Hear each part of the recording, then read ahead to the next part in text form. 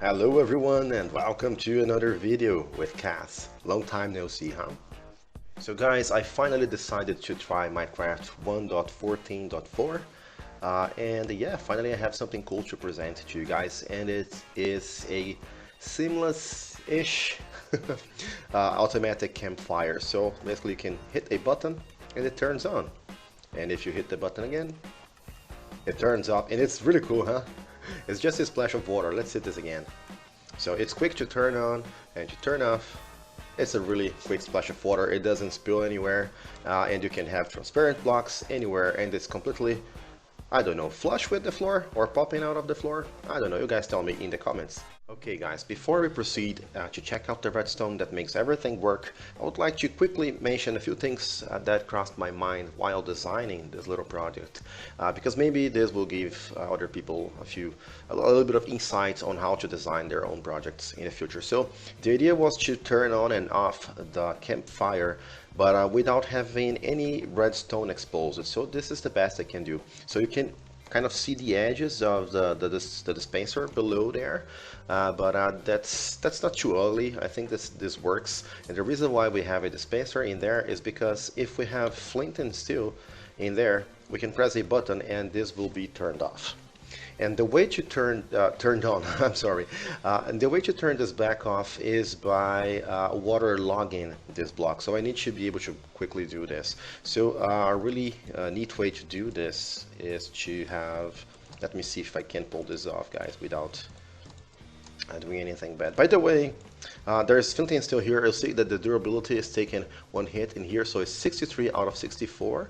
So if I activate this thing now, even if I activate this multiple times, it won't spend the durability on flint and steel. So this is great because we then don't have to take care of this. So this is sorted out. All right. So my next steps was to create a quick double pulse, and this is a way of doing that. So once I have a water bucket inside, and I can break those blocks around here just to prove it to you, I can basically click this button, and it will create a pulse that is short enough that water will turn off the campfire but will not spill around the sides. The problems begin when you realize that sometimes you have to have a water bucket in here, but next time you need to have flint and steel inside this place. So how to alternate this thing? I need to place something inside the dispenser. So my only option, because I want to make it seamless, is to have a dropper underneath the dispenser. But now we have another problem, because I have no way of taking out items from the dispenser, because the only way to do that is by having a hopper underneath it. Or maybe I could use a minecart hopper, but minecart hoppers don't work that well, so I had to come up with a few things. And here it is, guys. This is the final result. It's a rather compact circuit that does everything. And as I mentioned before, it has a minecart hopper underneath it. So let's take a look at the redstone. So I press the button. Turns on immediately. Let's press the button again. And then it turns off. So yeah, what happens is I have, as mentioned before, this little setup where I have a dispenser, which by the way doesn't have anything inside most of the time, and a dropper underneath it. So check this out. It turns on, but then it removes even the flint and steel from inside this, and the flint and steel is always, I guess, in here, and then the water bucket is going to be in there, and they alternate. If I click again, now the water bucket is going to be in there, and the flint and steel is going to be inside this thing. And this is really cool because basically the entire top of the circuit can be made out of transparent blocks. So yeah, you can have path blocks like you see in here, because path blocks are transparent, and this is cool that I managed to do the entire circuit without using any blocks on the surface level. And you can even place redstone torches in here, and it's not going to break the system because there's no items inside the dispenser. The items get inside the dispenser, they do what they have to do, and then they return to the internal storage. The only problem you can possibly have is if you drop something here, like let me drop this button for instance. If you drop something on top of this block, the minecart hopper will pick it up and then it will end up in here. So you have to take care of that. But there is a positive side to that, because See, if you keep playing with this thing, eventually the durability on the flint and steel will run out. So let me simulate this. I have a chest in here with a lot of flint and steel, and it has durability 1. So this is cool. So if I place low durability in here, so it works. But next time it's not going to work. It's going to turn off now. But next time it's not going to be able to turn on back again because it doesn't have durability. Once durability goes all the way down to 0, it simply disappears. So you see, there's no item in here. You can only see the bucket in there. So, but luckily, or not so luckily, this system will not break if you do that. Actually, you can pick up a completely new flint and steel and drop it in here. If I don't miss the minecart, you need to find the block, but then you can drop it on the floor. Minecart will pick it up, put it inside the dropper, and then once you activate the system again, okay, turned it off, and now it's going to work again. So it's a very resilient system, so really useful for survival. And the input, you can just drag this line, if you preferably using redstone dust, and then you can have your input be, where is a button? Yeah, you can have your input be whatever you want. Even here. Ta-da! Hey you! Welcome to me recording this tutorial for the second time because I inverted recording with not recording the first time. Alright, so this is going to be our initial setup, guys. What you're going to need is a 3x5 area at the top, and then you need to dig 3 blocks under the floor. So 4 blocks in total if you're not counting the campfire itself. And the initial setup is also the same as I mentioned before. The block on the top is a dispenser and the block at the bottom is a dropper. So this is something that you guys frequently get confused, so make sure to have the dispenser on top and the dropper here so you don't have to comment on this video later saying that this thing doesn't work for you. Alright, we can have our input be here in the beginning, but later in the end of the video I will show you how to extend this. So to begin things with, we place 2 pieces of redstone dust underneath our little block with a button in there, and here we want to have a sticky piston and then a pair of observers. This one faces this way and this one faces the opposite way, just like this. And then here you can have another observer block, and then here a dropper also facing up, and then you can hold shift and have your first hopper going this way. And finally we will connect this dropper to the second dropper or to the first dropper using 2 more hoppers. So the first one goes like this, hold shift again, and then you have the entire connection done.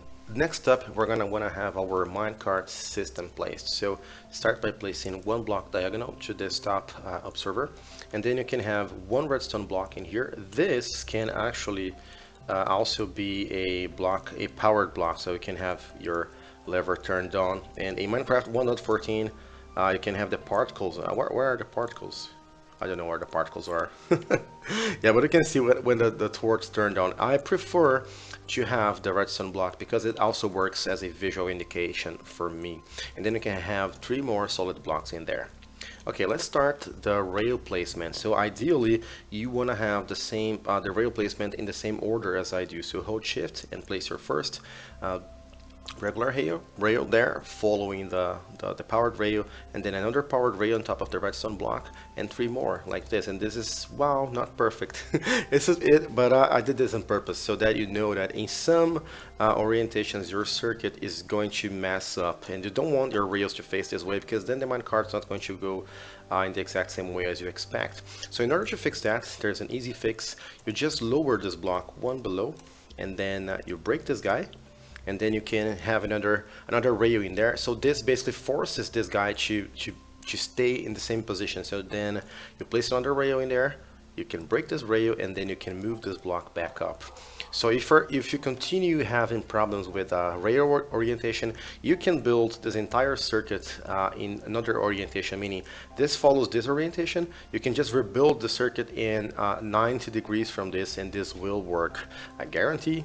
Or maybe not. Now for the final part of the input system, you can start by having a redstone torch underneath this hopper in there. It's very important.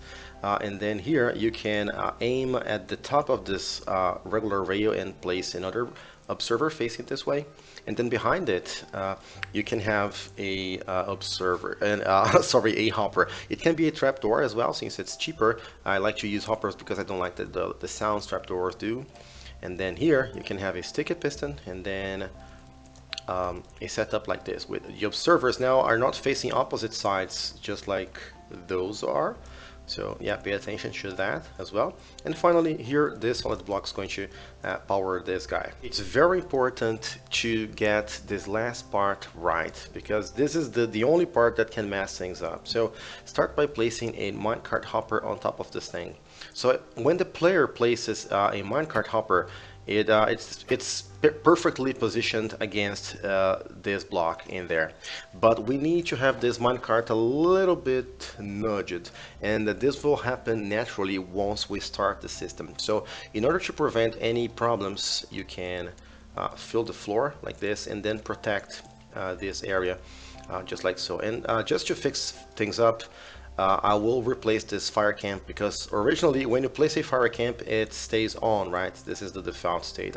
I haven't tried this in survival, but this is what I expect, so no problem in there. So what you have to do now is to activate the system. So pay attention to where the minecart is now. It's kind of a little bit inside this block. So if I activate the system now, it is really weird how it behaves, but now it's never ever going to touch this block again when it's static. So you see, there's always going to be a little bit of a gap in there, and this gap is very important for the timing of the system. The gap's not going to be the same all the time, but it's going to work anyways, so no problem there. So considering that the default state of your campfire is going to be activated, you want to have a water bucket inside this hopper, and then here inside this dropper you can have finally your flint and steel. Still keep your protection blocks in there just to test it, and as you can see, it turned off perfectly, no water spilling. Although we have the protection blocks, you can see that this was a really quick pulse. And then let's try to turn it back on.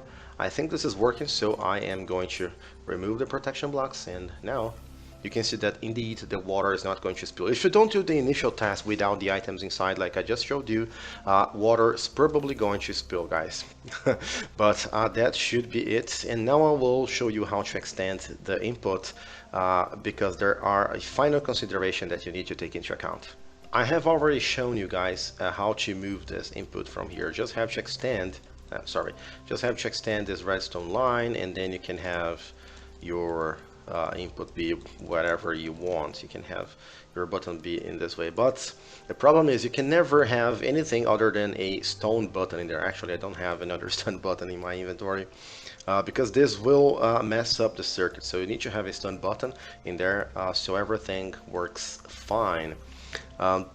But if you want to have other kinds of buttons, or even if you want to activate an array of campfires, meaning having lots of campfires that you can activate in a sequence for, I don't know, just for fun, for a nice animation or anything, you just need to activate this entire thing using a 3-tick pulse. I will show you how to do that. So for instance, if I want to hook this up in here, I can just extend this line to whatever place I need it to be. And then I can have, for instance, my 3-tick pulse coming out of this repeater. So this is the important thing that you need to learn. This repeater, the input repeater, needs to be set on 3 ticks. And from here, then you can activate it with any buttons or levers that you want. So if I press the button now, the 3-tick pulse will quickly activate it, and then quickly deactivate it, and this will work. You can have inputs coming from anywhere now, and multiple outputs as well. Well, so finally, guys, I want to mention that I have been recording videos almost every day on my second channel. Have been doing Stardew Valley, did a little bit of Starbound so far, but I plan on doing other things there, and as I mentioned before, things other than games. But if you're new to the channel, maybe give a chance to my other channel, my separate channel, because I would like to have a larger audience in there. I believe you guys would also enjoy that. Other than that, guys, thank you very much for watching. Hope to see you soon, guys. Goodbye.